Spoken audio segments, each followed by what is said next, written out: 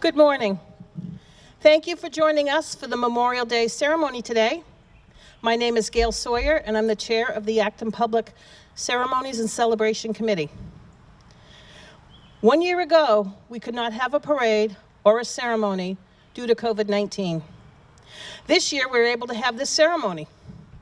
We are getting back to a new normal after a difficult year in recent memory. We are cautious in going forward with our daily lives, but embrace the lifting of restrictions that were put into place to keep us safe. We ask that you observe social distancing even though the restrictions were lifted, out of respect for those who have not yet had their vaccinations. If you'd like to join me, please bow your head. On this day, we call to mind those who gave their lives that our nation might live. A loss that in its preservation should have entailed the loss of such treasure, should have brought so much suffering, should have demanded so many young and promising lives. The only fitting memorial to those sacrifices is our self-dedications to the task of abolishing all inner strife, hatred, and bitterness from among us. God, in the spirit of community, we pause to remember lives lost and lives forever changed in war. May we also remember your great love for us, and that there is no greater demonstration of love than to lay down one's life for another. Grant that our reflections today honor those who made that choice, as well as the many more who are willing to do so if called upon. To honor their legacy, we commit ourselves to be more vigilant in our love for others, for our nation, and the cause of freedom, justice, and peace throughout the world. Amen. The band will now play the Navy hymn.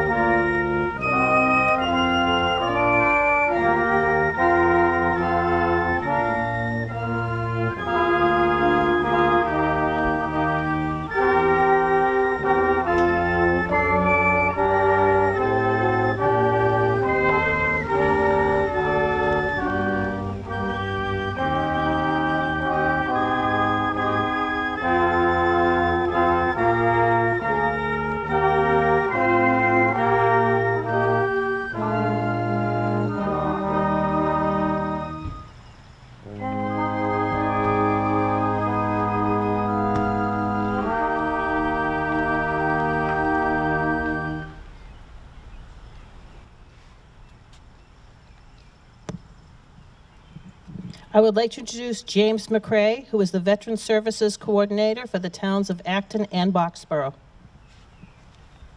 Good morning, everyone. I would like to start with the reading of a proclamation for Memorial Day given by Charles D. Baker. Whereas, while the nation was still recovering from the horrors of civil war, people in cities and towns across the country gathered to honor those Union and Confederate soldiers who had given their lives celebrating the first Decoration Day. And whereas, after World War I, the nation came together again to honor those who had fallen in the service of their country, renamed Memorial Day, the last Monday in May, is when people remember and honor the memory of all men and women who fought and died in all American wars and conflicts. And whereas throughout our country's history of thousands of Massachusetts citizens have fought in wars and conflicts to defend our safety and way of life, and whereas their legacy of patriotism and dedication to country is an inspiration to all Americans, and whereas it is appropriate that all Massachusetts citizens remember the bravery of those who gave their lives so that their sacrifices serve as a reminder of the cost of our freedom. Now, therefore, I, Charles D. Baker, Governor of the Commonwealth of Massachusetts, do hereby claim May 31st, 2021 to be Memorial Day, and urge all citizens of the Commonwealth to take cognizance of this event and participate fittingly in its observance. I would like to thank everyone for coming here today in support of today's events. The Acton Minutemen, Select Board members Dean Charter, John Benson, Joan Gardner here, State Representative Dan Sena, thank you for coming here today.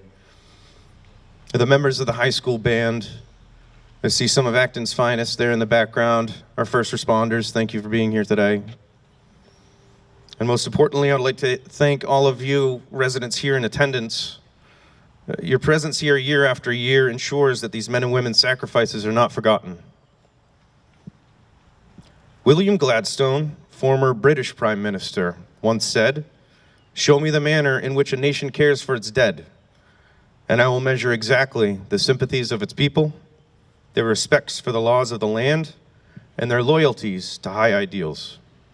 I believe this quote certainly rings true in regard to American ideals and values, as well as reflects our nation's steadfast patriotism, of which Memorial Day is a perfect example. As all of you here are aware, Memorial Day is probably the most solemn of all holidays. Formerly known as Decoration Day, this holiday holds true to its original title as we adorn graves with flowers, flags, and wreaths. This is a day to remember the men and women who died for our country, a day to reflect and honor those who made the ultimate sacrifice. Many Americans across the years and in recent conflicts have answered the call to duty on the battlefields of Europe, the Pacific, Korean Peninsula, Vietnam, Kuwait, Afghanistan, Iraq, and more. Today, we honor the actions of those brave men and women whom this country and their families lost, and we pray for the safe return of those that are currently serving in combat theaters around the world. It's inevitable to feel sadness and grief towards the loss of a loved one. However, that pain endured is proof that these fallen heroes are loved, that they are honored, and that they will not be forgotten. And with that thought in mind, I would like to end from a short quote from President John F. Kennedy. "A nation reveals itself not only by the men it produces, but also by the men it honors, the men it remembers." And with that, I would like to introduce our next speaker. Our next speaker grew up in Acton, graduated from the Naval Academy in Annapolis, Maryland, where he was commissioned as second lieutenant in the United States Marine Corps. He served for 10 years active duty infantry officer in the U.S., Middle East, and Southeast Asia. He achieved the rank of major and left the service in 2012. He lives in Acton with his wife Maureen and their 3 children, Annie, CJ, and Teddy. I'd like to introduce our next speaker, Buster O'Brien.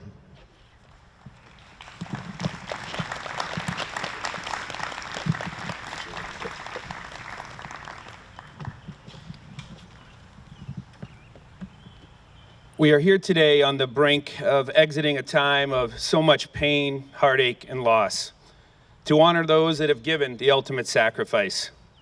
Though we're not quite yet back to our cherished parade, which is one of this community's greatest traditions, so many organizations and so many young people taking part, I would like to thank everyone here and the town leadership for ensuring we take a moment to honor this sacred day and those we lost fighting for our country.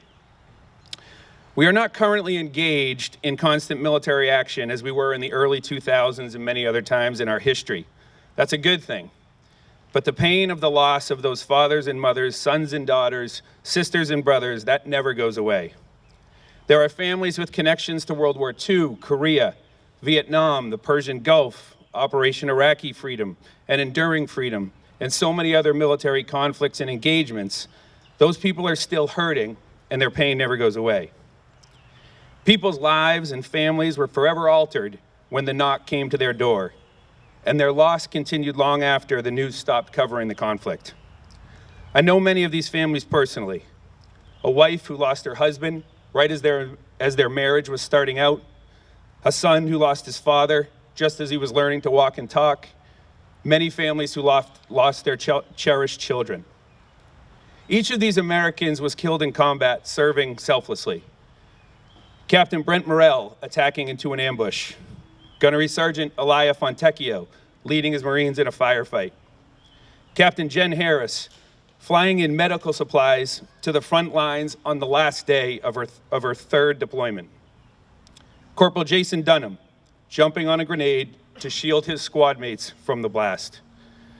They each volunteered to serve their country knowing the risks. They joined the military because they believed our country was worth defending, and they believed it was their responsibility to do so. In the prime of their lives, they decided to take on the most challenging training, the most difficult jobs, to serve in the most difficult areas of the world, and despite the risks, to do their duty. Like so many others in our courageous history, each had a moment where they could have made a decision that led to their personal safety, and each chose the more dangerous route to support their fellow service members and accomplish the mission. Our country is right to honor them and those who gave the ultimate sacrifice today. In a year of so much challenge, pain, and loss, we still need to honor these Americans and their sacrifice. How do we do that? How do we make sure that their sacrifice is honored and that we respect appropriately their memories and what their Gold Star families have borne for all of us? Certainly, our observance here today is an important step. I would offer a couple of other recommendations as well. One way to honor those we have lost and their families is by learning their stories and engaging in whatever capacity you can. Read about these brave men and women, learn about them. For instance, a U.S. history class at the high school is doing a project to go the extra mile and research names on the Vietnam Memorial to get to know their personal story and circumstance. In many cases, those named on that wall of remembrance were almost the same age as those doing the research. This is an incredible way to open the hearts and minds of our youth to this sacrifice. Maybe you know of a Gold Star family or someone who knows a Gold Star family, and when appropriate, can express your gratitude and look for ways to engage in a supportive way. Maybe you can learn about the families, their situations, their efforts. Many have started nonprofits or foundations. Some may need more critical help just to continue to move forward. It is not the responsibility of those who have lost to highlight themselves, but our responsibility to actively learn about their story and honor the fallen, in part by showing care about their stories and those they cared for most. A second way to honor the sacrifice is to engage positively in the country they loved, swore an oath to protect, and gave their lives for. Our country is at its best and strongest when we are engaged citizens and, despite any differences, working towards common goals. No one who goes to war wants to see their country divided by racism, sexism, denigration, polarization, and meaningless bravado parading as patriotism or love of country. Memorial Day honors those who fought and died for all Americans. Those heroes who came from backgrounds as diverse as our nation today lost their lives for all Americans. If you want to honor their sacrifice, do what you can to make our community and country worthy of that sacrifice. Work on bringing people together. Volunteer to support worthy efforts in our community. Teach children about this critical part of our American story. Find ways to be stronger together so that our country exemplifies the ideal that people like Brent, Alaya, Jen, Jason, and so many others found compelling enough to swear to defend it. We must work to be worthy of their oath and sacrifice. We owe them that, and we owe their families that as well, not just on this sacred holiday, but every day. Finally, I would be remiss if I did not note this year our country fought a different enemy. Our law enforcement, first responders, and healthcare professionals faced an unseen enemy in the form of a virus so that many of us did not have to. They stayed true to their oath, and they did so for the greater good. This Memorial Day, we must remember them as well. They were there for us. In these professions who continue to step up and do their duty, even as the risks increase to them personally. Their sacrifice is certainly in line with the spirit and reverence of this day. Thank you all for coming here today. My entire family wishes you, your loved ones, our town, and our country a safe return to better times. May we keep those honored today in our hearts, and as we move back to normalcy, may we keep on working to build a country worthy of their sacrifice. Thank you.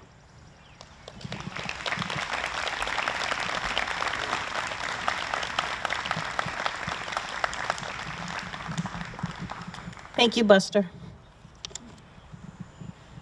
And now, Representative Danilo Sina would like to come up.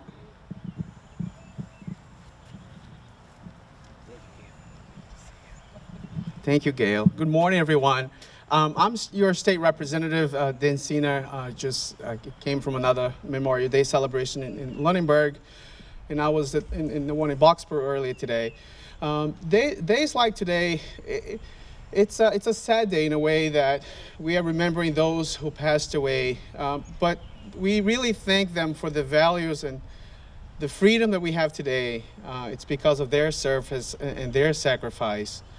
So I am here not only as your state representative, but I feel really honored to be on this stage with those colleagues here that are here, that James, for example, I've known James for so many years, and the work that he does serving veterans. I look for ways that I can improve upon his work as well, and what we can do at the state level to making sure we're providing the services that they need when they come back home. Or even when they're still serving in the country. Services such as mental health, housing, and healthcare. So every day I try to make it that we can improve upon those services for our veterans that they so deserve.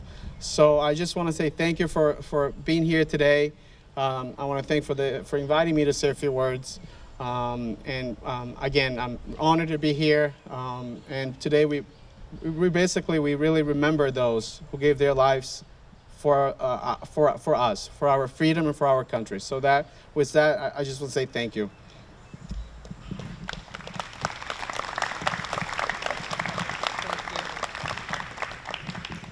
Thank you, Representative Sina. I would like to introduce the Vice Chair of the Select Board, Mr. Dean Charter, who will read the list of deceased veterans.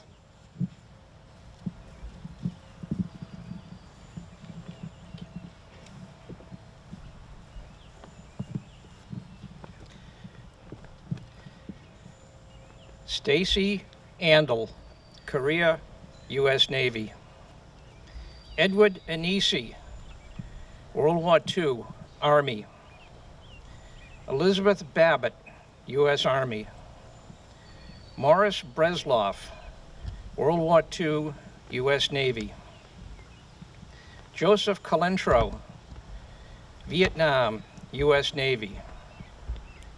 John Contis, Cuban Missile Crisis, U.S. Navy.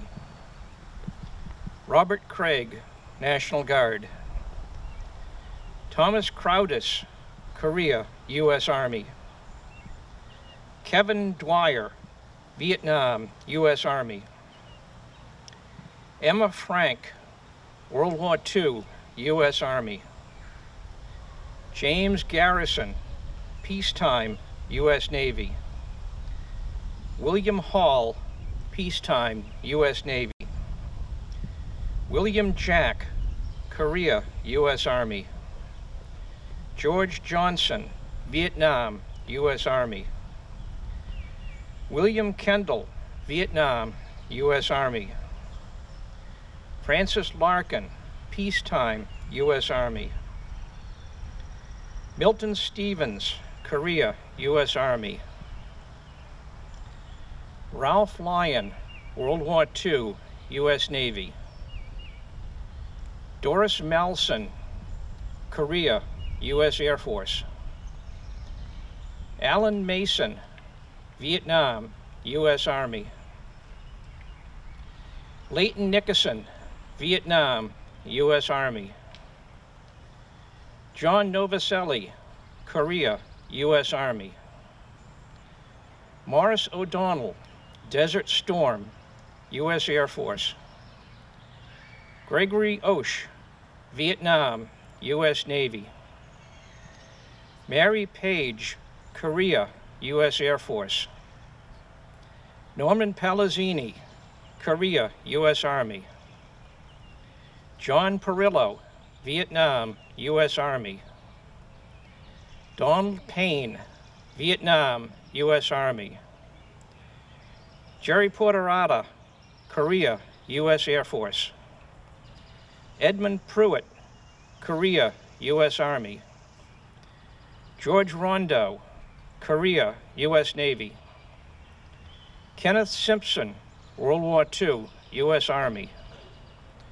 Kurt Tosky, Korea, U.S. Air Force. Walter Teschner, Korea, U.S. Navy.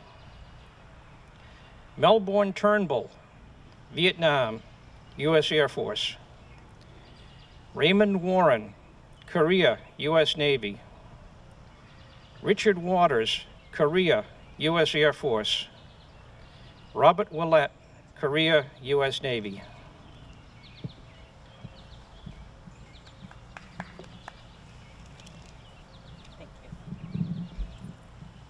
Thank you, Dean. And now we will have one of the Minutemen place the wreath.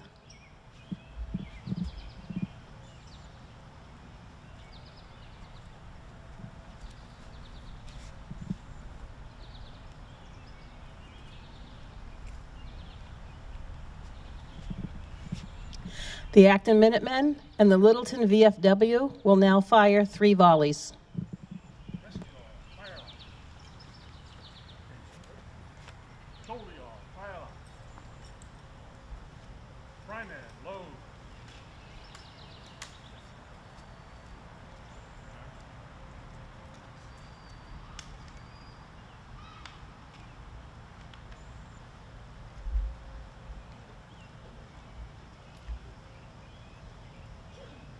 Shoulder yaw, fire.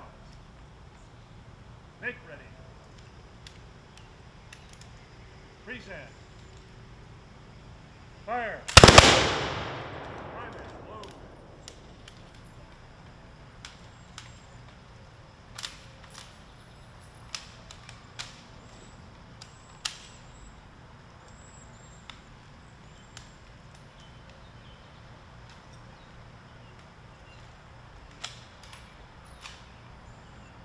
Shoulder yaw, fire lock.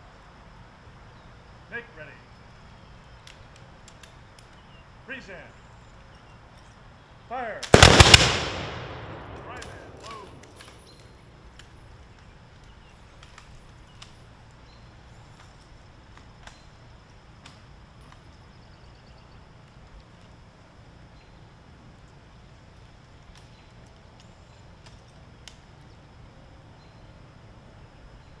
Shoulder yaw, fire lock.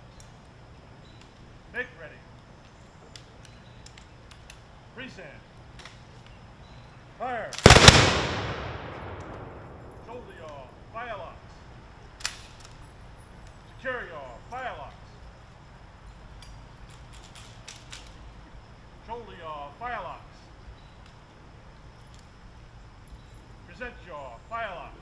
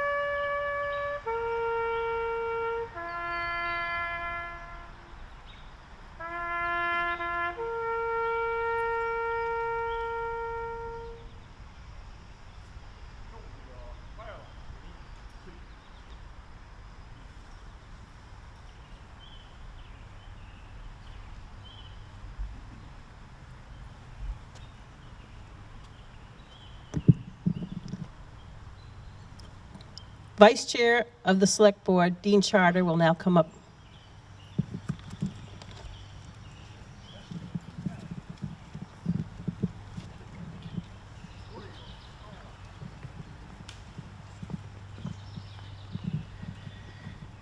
I would like to dedicate my remarks this morning to my son, Senior Master Sergeant Andrew Charter, and his wife, Senior Master Sergeant Stacy Pritz. Both are serving the United States Air Force and have done so for 21 years. My wife Marcia and I are immensely proud of them, but like all military family members, we always keep our fingers crossed.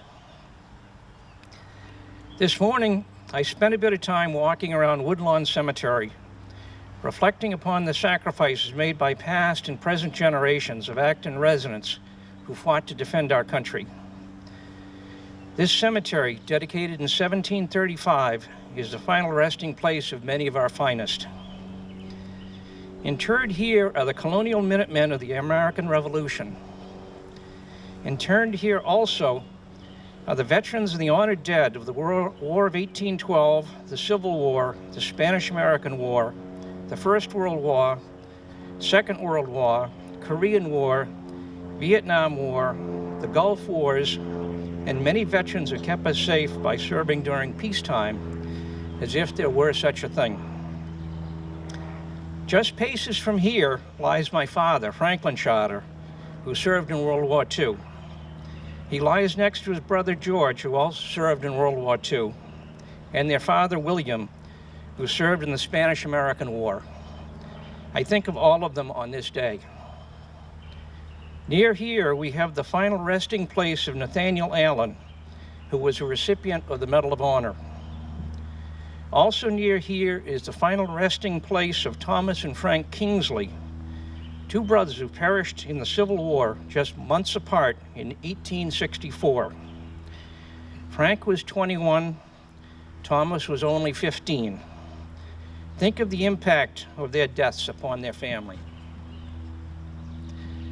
As I walked around the old gravestones, I saw many familiar Yankee names.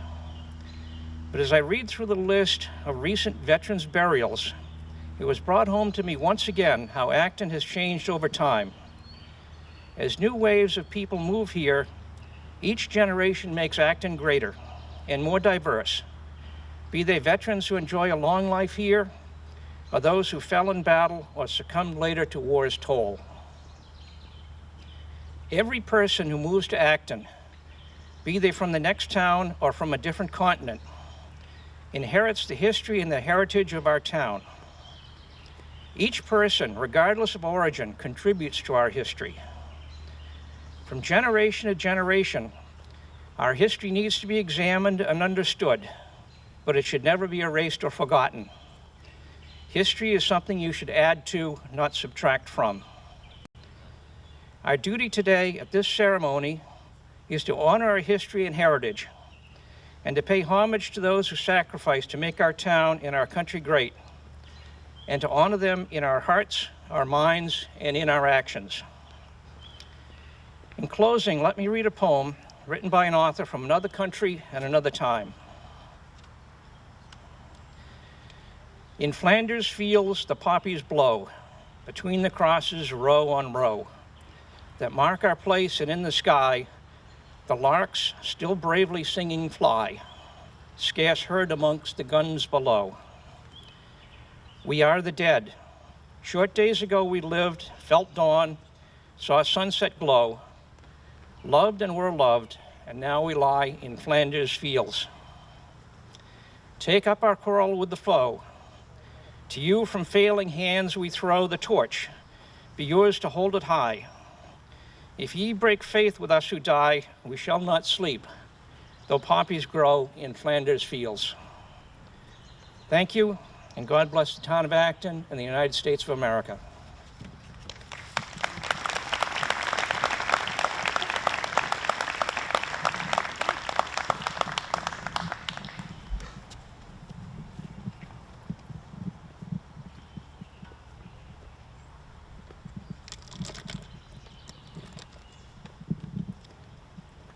Please bow your heads.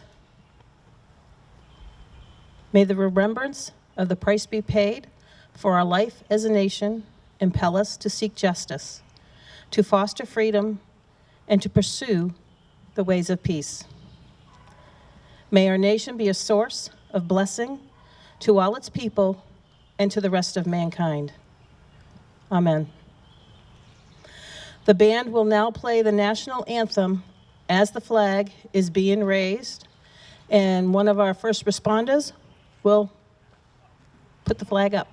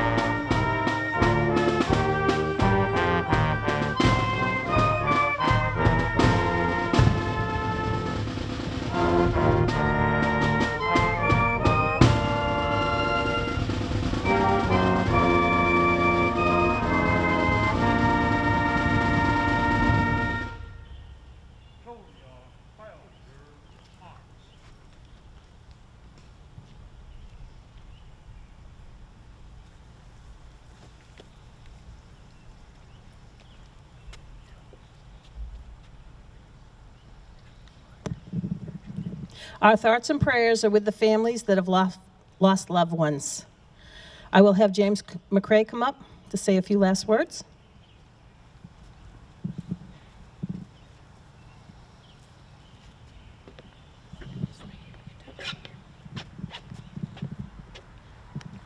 I just want to let everyone know, veterans especially here in attendance today, we have members of the Veterans of Foreign Wars group post, the VFW group from Littleton. Their post is located at 21 Taylor Road in Littleton, and their post technically covers Acton, Boxborough, Harvard, and Littleton. So they are extending an invitation to the veterans here to attend a reception at the VFW post again at 21 Taylor Street in Littleton directly after this for anyone who wishes to attend. This concludes the Memorial Day ceremony. Thank you for your patience and understanding during this time of the COVID pandemic. Our thoughts and prayers are with the families that have lost loved ones, and please stay safe and healthy. Thank you.